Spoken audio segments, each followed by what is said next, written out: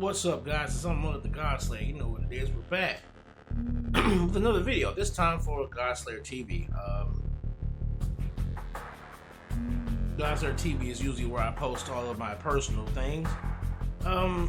Today I just wanted to talk a little bit about what I've learned about reevaluating my mental state.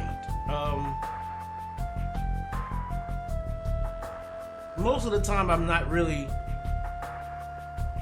What's what I'm looking for? Most of the time I'm not really concerned with how my mental state plays in a lot of my life. I know that a lot of people, live that way, where we don't really pay attention to our mental state when we're living our lives. We just think that situations that come about or things that we have to deal with, we find the best logical way to deal with them to the best of our ability, and we deal with it through that. However, my mental state is something that I wanted to question, not just because I feel a certain way, but because I wanted to question the idea of how humanity or human beings themselves address their lives. Like, for instance, one of the main things I've had to deal with being, with being an only child is I have a very deep-seated need to have a connection with someone. I need to have it. Now that connection doesn't have to so much be romantic, but I need to have it. And it's been proven for the fact that whatever connections that I do have, I fiercely fight for. I fiercely fight for them, to the point to where I have had to learn how to back off and not be so aggressive in keeping connections that are just naturally, drifting apart. I've got friends that I have been aggressive in trying to keep them as a part of my life, and in doing so, I probably did more damage to the relationship than I thought I was, than help that than building it. Simply because of the fact that for them, growth takes them to new places. For me, growth takes me to new places, yes, but it does not take me to new places without the people that I grew with before. You see what I'm saying? Like, for me, yeah, growth takes me from point A to point C, but it doesn't take me from the people that I started with point A from. Like, I still desire to have those people once I get to point C. So much so that I'll remain at point A just to make sure that I can guarantee that I have them at point C. I have become so direly, not so much I have to say I've become so direly dependent upon a connection with people, simply because most of my life I've spent connecting to nothing more than the miasma that is my brain. As an only child, you don't get to tell people often what you feel. You don't get to tell people often how you see the world. You don't get to tell people often, what makes you happy, what makes you sad, what makes you angry, what makes you afraid. And so you end up finding yourself living in a world where in your head only you exist, because you're the only one who listens to you. You gotta remember, not only do you come from, and just taking my own experience and placing it in the conversation, not only do you come from an only, being an only child, but you come from a broken home where of the two parents, the father left before you were even, a teenager. Your father left when you were 11, taking my actual account into play here. So it's like, now not only are you growing up with just a single parent in the home, but you're growing up with a single parent in the home with no one to share that pain with, or any other experiences for that matter with, other than the person who is also trying to deal with her own pains. And she's went off and found a whole new friendship circle with clubbing and things of that nature. She's developed friends to share that pain with, but you have not. And when you do, you find it with a group of misfits. A group of misfits who love doing shit like breaking the law, getting into trouble, but at the same time, we listen to each other, talk to each other. And you come to find that they are your family now. You come to feel like they're your family now. You come to love them like they're your family now. Because your entire life, the only family you ever knew was two people who hated each other. And then when one left, a person who ran to find comfort, and not you, but in other people. And so you are completely and truly alone now. Even though you and this person live together, you and this person have no connections. Y'all have no connections other than your birth, other than your blood connections to them being your mother. Other than that, there is no connection. So the people that you value, those 3, 4, 5 people that come to your house when you're, because you got to remember, I got kicked out of high school when I was 15, 16 years old. I was 16 years old and I got kicked out of high school. So I didn't go back. I got my GED. I didn't go back to high school. I didn't go to college. So I spent most of my teenage years living with my mother, who was dealing with crazy stuff and trying to cope in her own way. And in doing so, she lost sight of me. She lost sight of what her son was becoming, because she was trying so badly to heal from her own wounds from my father. And she forgot that so did her son. So was her son trying to heal. And those healings, that healing mechanism turned me into a monster. It turned me into a monster. I became aggressive. I became hateful. I became spiteful. And I became a person who actually enjoyed violence. I enjoyed the idea of, let's see who can play the game of life and death and do it better. Not because I wanted to die or anything like that, but because I loved to flip the coin. Because the way I saw it was, my life was being controlled by somebody who wasn't me. And in that sense, every day for me was flipping the coin. And whether I went to bed that night or whether I ended up in prison or dead that night was where the coin landed. My father, one of the last conversations my father had with me as a teenager was, he had said to my mother at the same time when we were all in the room together, he's going to do what he wants to do.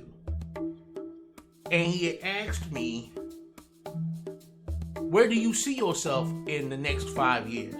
Now, mind you, I'm 16 years old. I'm angry. I'm rebellious. My father left 7 years ago, just about.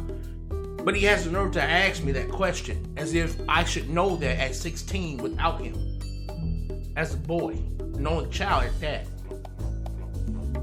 And I told him what I felt then. And I remember it because he took it as that was the solidification for there's no hope for this kid. I told him, I don't think about tomorrow. I live my day as I see it. If tomorrow happens, then I deal with it tomorrow. Honestly thinking, looking back at that, I was a child who did not expect to live every day. I didn't care to live every day. I didn't see tomorrow as a hope. I saw tomorrow as a maybe. And yeah, that could give you a very grim idea of a child's head, but it was no reason to abandon that child for that. But my father was like, yeah,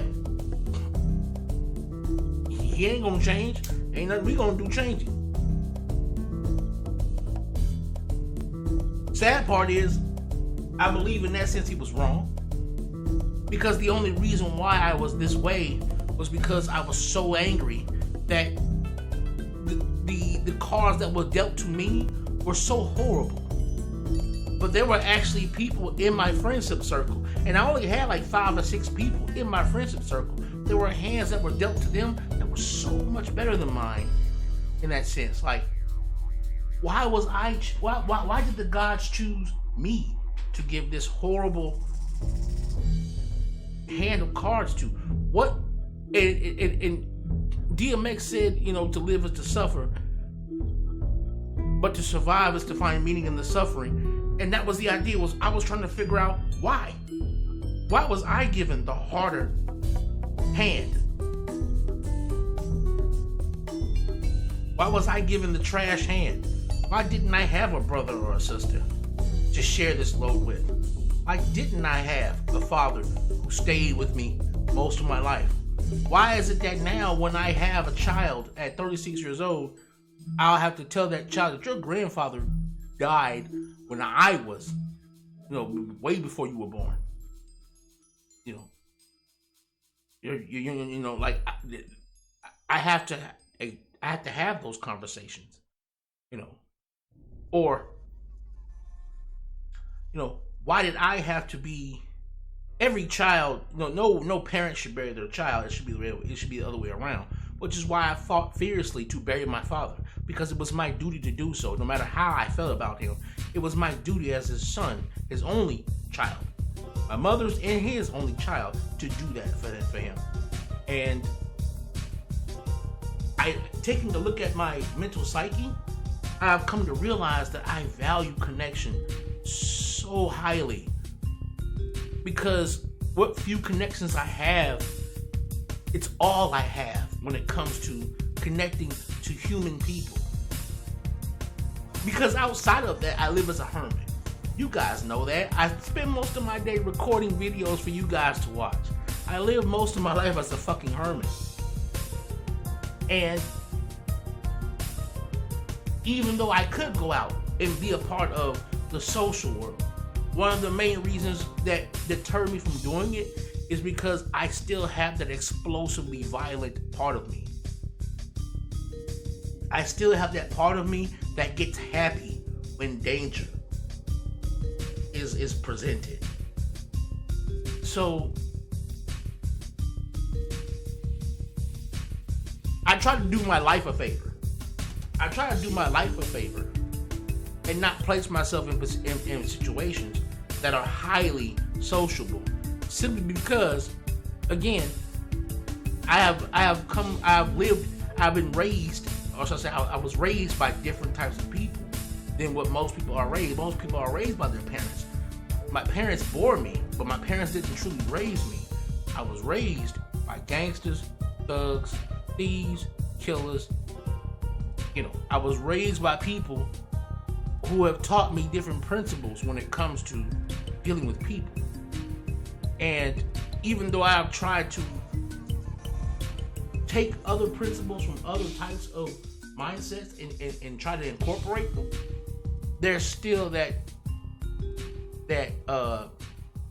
naked part of me that says, there's only so much you can say to me before I hit you. Or there's only so much you can do to me before I decide your life is forfeit. Like, there's still that there. There's still the wolf, you know, dying to kill sheep, you know. And so it's like, okay, what do I do? What do I do, right? What do I do? What do I do to create new, what do I do to create new connections, right? What do I do to create new connections? Because as we got older, as we became adults, that part of me didn't change. That part of me is still the same. I still seek it. I still desire it, and I still defend it with all of my being. But my friends have gone on to be married with children. They've gone on for their careers to move them in different ways and places. They've gone on to these different things. And where my house used to be filled with 6 people, me and 5 other people, and these people were my family every day. We spent almost every day together. Now, my house is alone and empty. And all I have is myself and this camera and maybe the people who see me and view this when I put it up.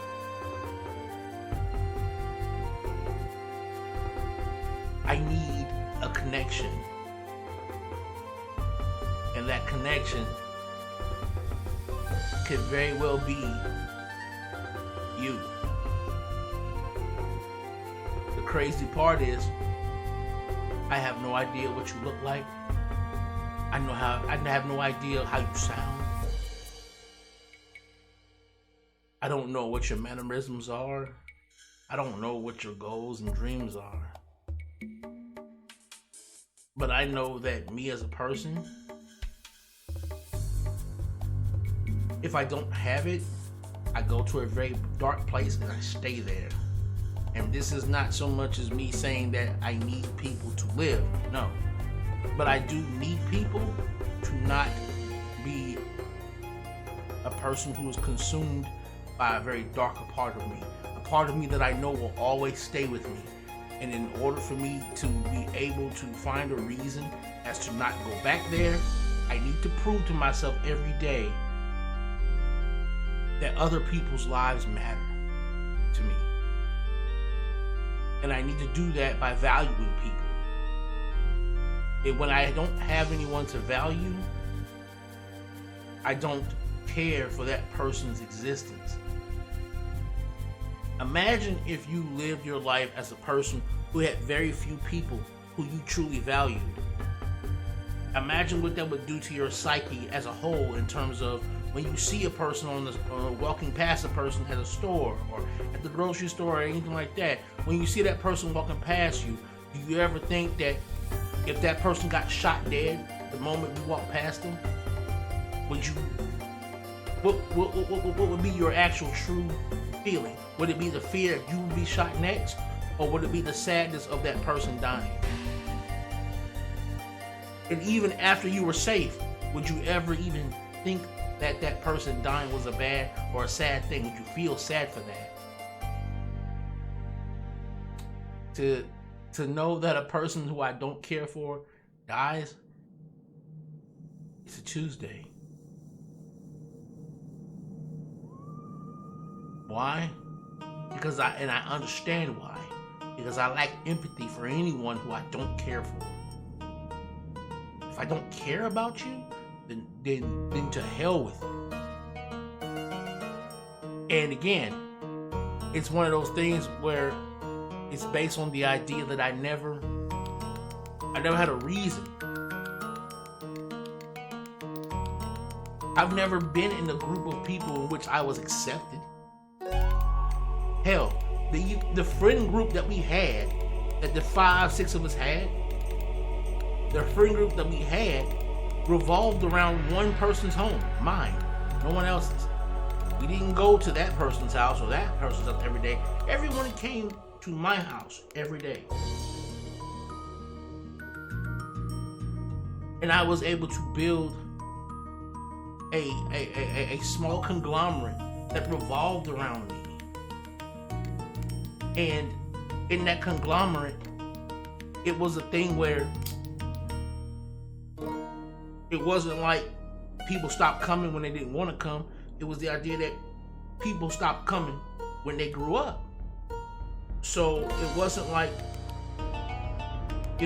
I'm the friend that people hated. I knew that much. Because you're talking about years. It was years that these people would come by and congregate every day for years. You know, friends fight. Friends have problems, up and downs. Doesn't matter. No, that part doesn't matter because everybody has that. What matters is the longevity of the friendships. But at the same time, the revolving door was always, they were coming to me. I never went to them. And I began to realize, why was that? Why was it that everybody decided to come to me? And you know, it could be probably many reasons. It could be, you know, one, at the time, I was probably the most disinclined to be able to. At the time, I was, you know, with a girl, and, you know, there were some choices that were made that, you know, we had a car and things of that nature, but it wasn't something that we could just freely do.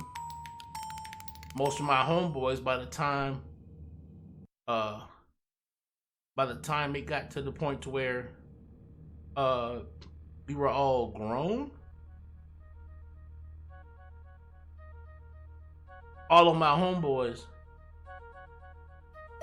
I had my own car at one point, but all my homeboys had their own cars and things of that nature. So it was like, okay.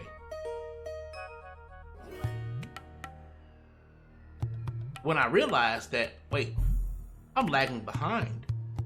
And I'm lagging behind not because I don't want these things, but because I'm still trying to make sense of and heal wounds that have not been healed since I was a child. So I made that crazy decision to leave and go to New Mexico at the age of 21, 22. Thinking that it was going to be the change of my life, and it did change my life. Probably not as good as I thought it was going to be, but it did allow me to learn very, very important lessons. I came back home, bought my first Mercedes, worked 2 jobs, held my own apartment, and paid my Mercedes off. It was the first thing that I had done on my own that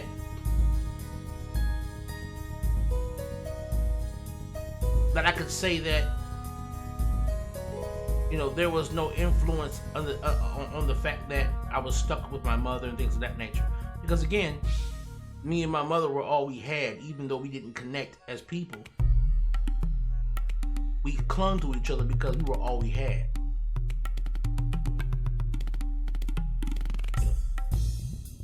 But now, I'm looking at my life, which has become, you know, exponentially better than what it used to be.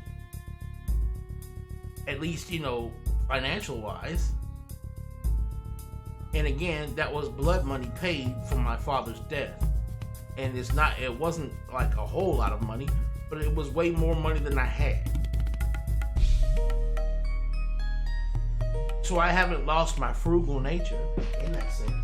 And I am in no way a millionaire or anything close to it. But I can pay rent knowing that it's going to be paid and not wondering whether I need to sacrifice something else in order to pay it. I'm at that point in my life where I don't have to sacrifice certain things just to make bills, you know, be paid. But even then, it's like I want to continue forward. I don't want to be complacent. I don't want to be that person who just says, well, none of my bills can be paid easily. That's all I want in my life. I don't want to just be a bill payer and a taxpayer all my life. I want more from my life than this. There has to be a reason for all the suffering I went through. There has to be a reason for it other than that. Other than just doing what everyone else does. Not saying that everyone else doesn't have their problems. They do. but the only person I can focus on is me. The only person's pain that I can actually account for is my own. And my pain cannot be literally worth just me living life normally as everyone else does. My pain can't be worth that. It must be worth more. Because at one point in my early years, I was suicidal. And so it's like, I have to have a reason for my existence. And I've created it. I know what it is. I've created things around it. I should say that much. I know what it is, and I've created things around it. But it's still hard to go forward with something that you know you should do when you're forced to have to do it alone. Especially somebody like me who values connection so high.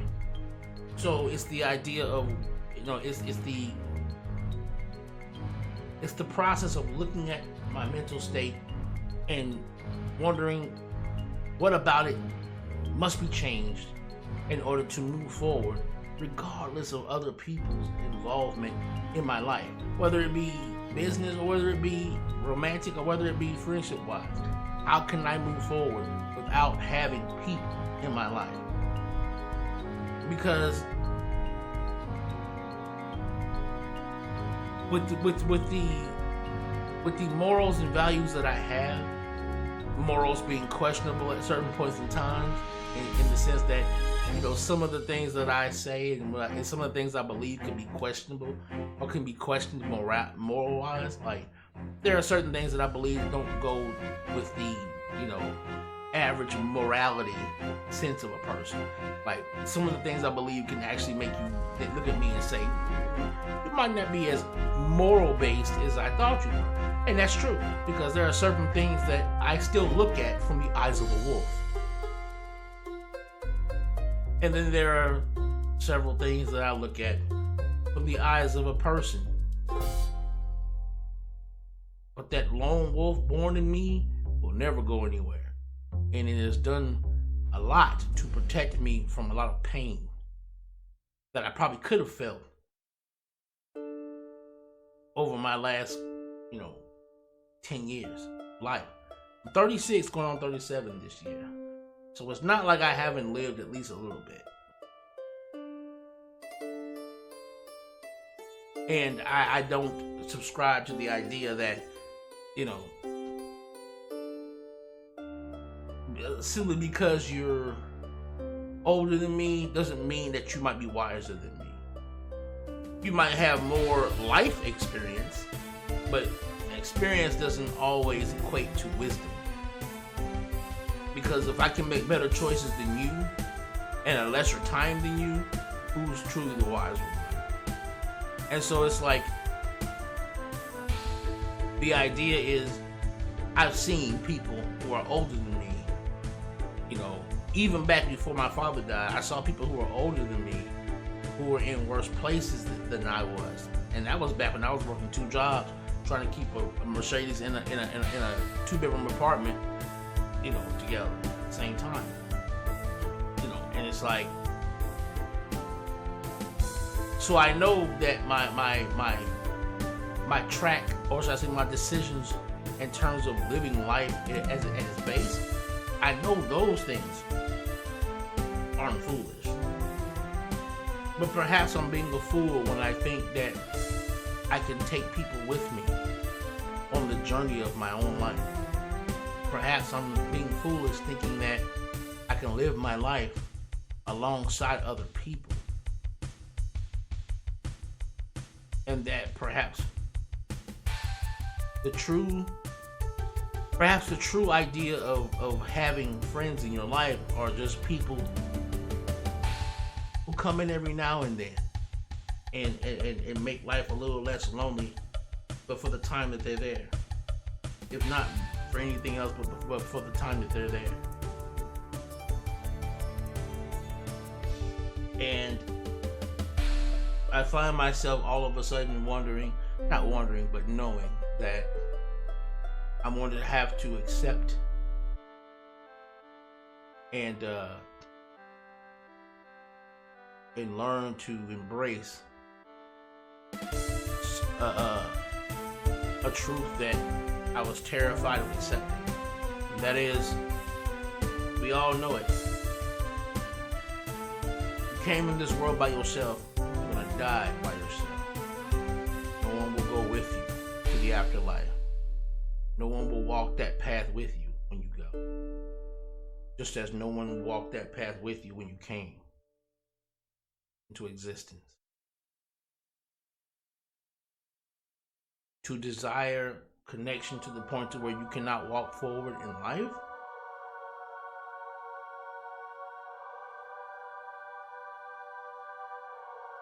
is to desire something that is morally beautiful, but it is also logically impractical. Impractical logically. Because we all have our own separate journeys. And as much as you would like to have someone follow you on yours, even if you would like to be a part of theirs, the idea is that can never be something that can never be something that you stake your life on, or stake your progression in life on. Because again, no matter how similar you may be to somebody, it will be the differences that decide how long that lasts. No matter how similar you might be to someone, it's the differences that actually decide how long that lasts.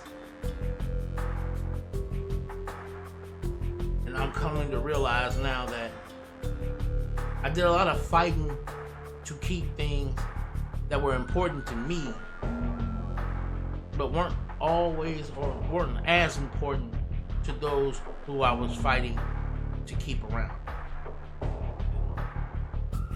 I was trying to keep a connection that was deathly important to me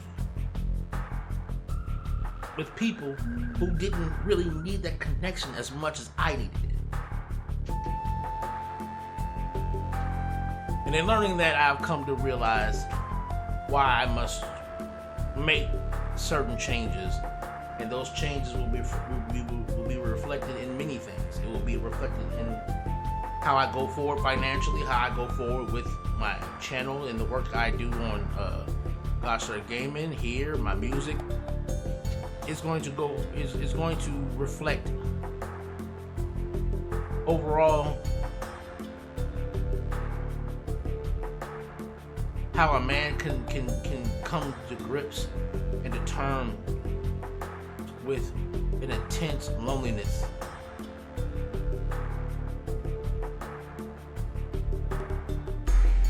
By doing what most people consider a gift that only lonely people can or artists or lonely artists can actually do. Create a world around you. And in that world,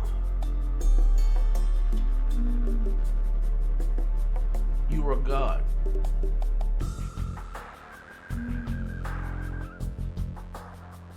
And even if that world is empty, at least in it, you are God. You dictate who is, who can come, who cannot. If you must walk the universe, if you must walk the realms of the universe alone, you might as well walk it alone as it's God.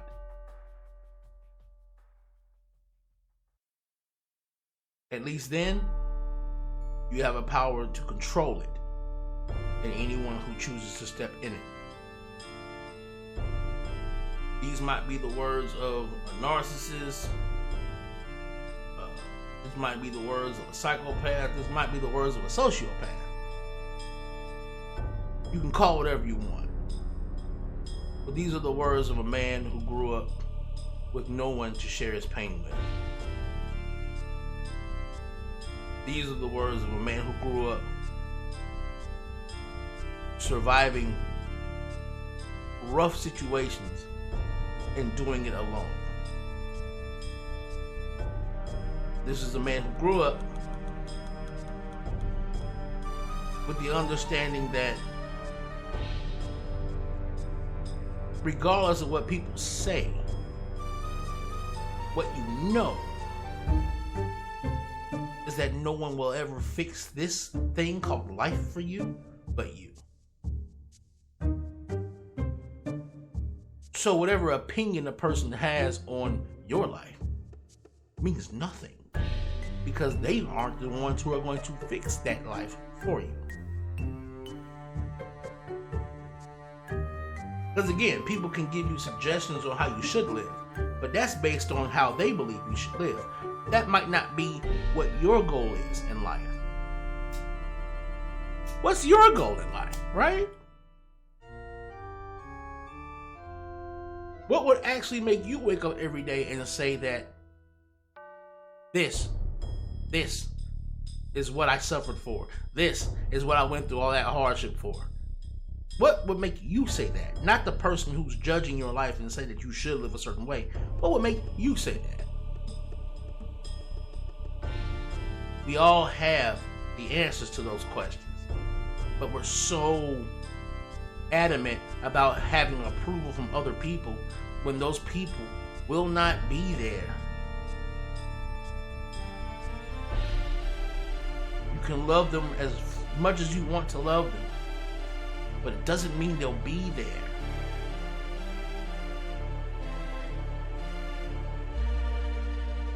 When the eyes of the wolf stare at you and demand that you hunt for a reason to live, and no one can help you.